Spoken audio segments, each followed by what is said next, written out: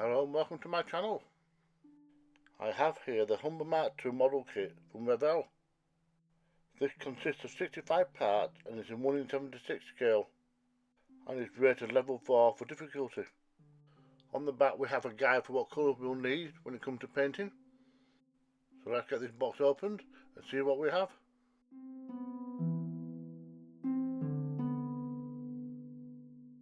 We have a bag containing 2 sprues as well as a fold out full colour instruction guide, and we'll quickly go through it. We have a completed example of the model on the cover. Then we have the general how-to guide when it comes to model making, and that's followed up by the paint colours. There are 26 steps to follow altogether, although that also includes alternate paint schemes. The instructions do appear to be fairly clear and easy to understand, so any difficulties should be due to the fact that this is a very small kit. We also have a small decal sheet. Here's all the plastic parts laid out. As you can see, it's not a lot, and it includes a base. Starting with step 1, I cut out the required pieces, and this stage requires 5 altogether, and these are glued together with plastic cement. You can see that I'm gluing the chassis onto both the left and right side of the tank. I just need to hold it together for a little while until all the parts weld together. Next, I have a panel to attach at the front and the rear, and once these are in place, that concludes stage 1.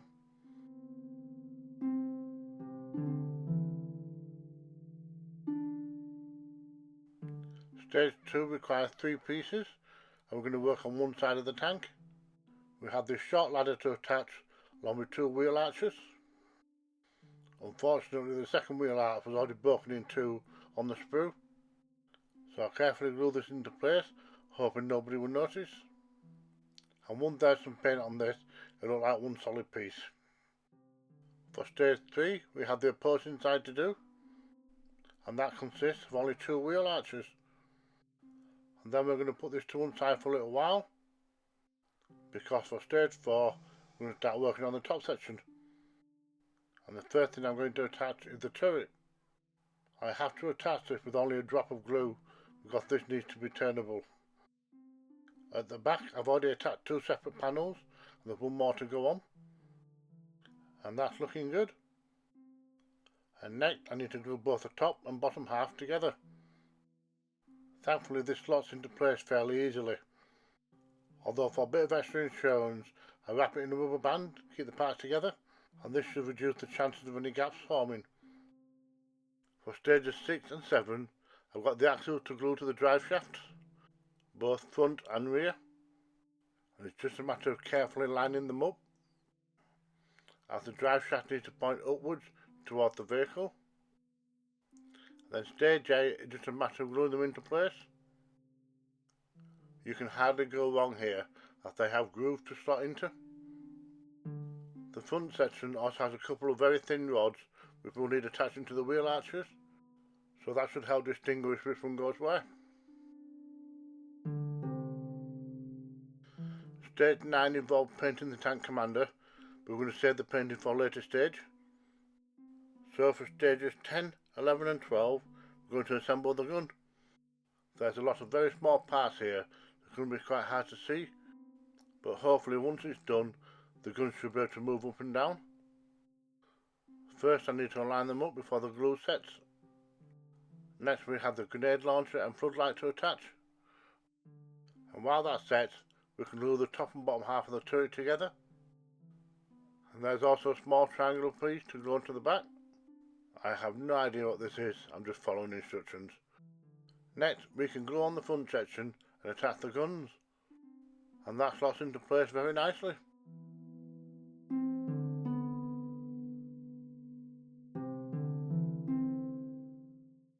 When it comes to the top hatch, we've got 2 choices: have it closed or open. If it's going to be open, we need to cut it into 2. Then it's just a matter of gluing both halves into the open position, and that means lining it up with the hinges, and it should look something like this. Next we're moving on to the wheels, and we can't do them unless we paint them first.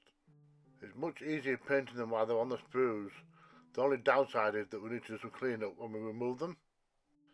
I've also painted the hubcaps, that does need gluing into place. Then put these to one side as I can't put them on the vehicle until that's been painted. And now the instructions want us to work on the base.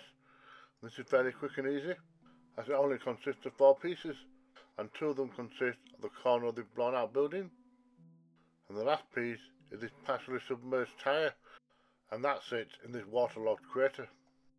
Alright, put that to one side and finish off the tank. I attach the turret to the main body of the tank, and it should be able to rotate like so. And the final 3 steps of the instructions consist of attaching on all the accessories, and these are ammo boxes, fuel canisters and so forth. And this is what it looks like once they've all been glued into place. And now I can move ahead with the painting.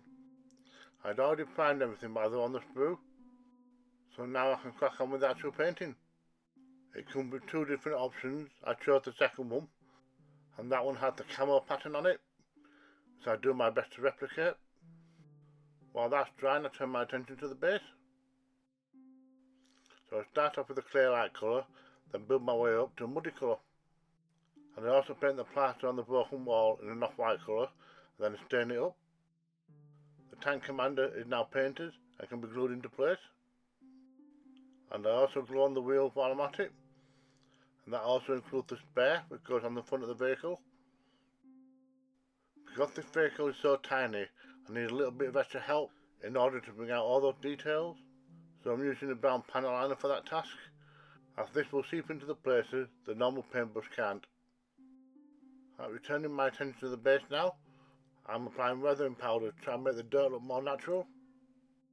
For the bombed out hole, I'm going to mix this realistic water with some brown colour, and then syringe it into place, and I also put some in the recessed areas of the road. It doesn't need a lot, just enough to tell that it's a muddy area. And that's the Humber Mk2 tank complete. I realised after I completed the video that I hadn't applied the decals, but to be honest, at this tiny scale you probably wouldn't notice them. But I must admit, I really do like this little diorama that comes with the kit, as it really does help to set the scene.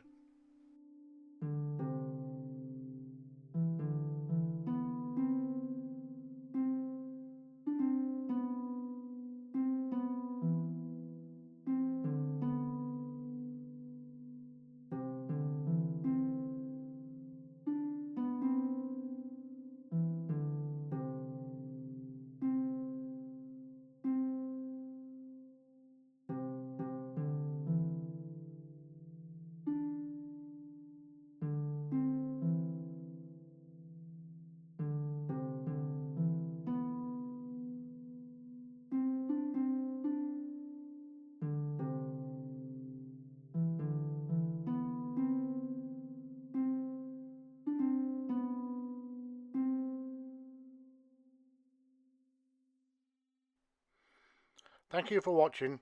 Don't forget, if I can do it, so can you.